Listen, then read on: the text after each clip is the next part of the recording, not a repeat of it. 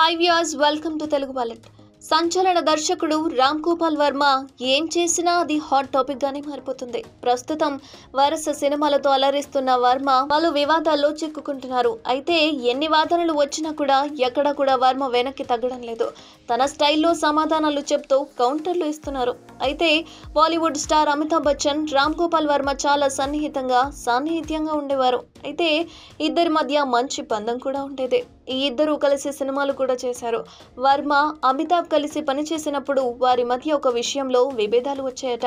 వర్మ 2005లో సర్కార్ అనే సినిమాలో ఒక సన్నివేశానికి సంబంధించి వారి మధ్య గొడవ జరిగిందట.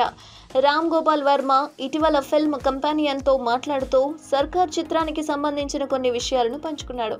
సర్కార్ సినిమా గురించి చర్చిస్తున్నప్పుడు వర్మ తనకు అమితాబ్కు మధ్య విభేదాల గురించి వెల్లడించాడు.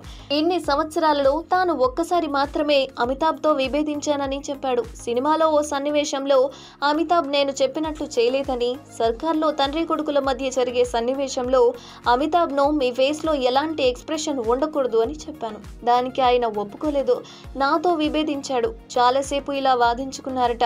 చివరకు వర్మ అమితాబ్ బచ్చన్తో వాదించలేనని ఆయన సలహా మేరకు తాను కోరుకున్న విధంగా సన్నివేశాన్ని తెరకెక్కించానని చెప్పారు. అయితే షూటింగ్ పూర్తయ్యాక రాత్రి 11 గంటలకు అమితాబ్ ఫోన్ చేయడంతో ఆయన ఆశ్చర్యపోయారట. ఫోన్లో అమితాబ్ రామ్ గోపాల్ వర్మ మాట్లాడుతూ, నువ్వు చెప్పిన దాని గురించి నేను ఆలోచించాను. ఇప్పుడు నువ్వు చెప్పింది నిజమని అనిపిస్తుంది. అందుకే ఆ సన్నివేశాన్ని రీషూట్ చేయమని కోరాడట. ఈ విధంగా రామ్ గోపాల్ వర్మకి అమితాబ్ బచ్చన్ కి మధ్య జరిగిన సంఘటనను వెల్లడించారు.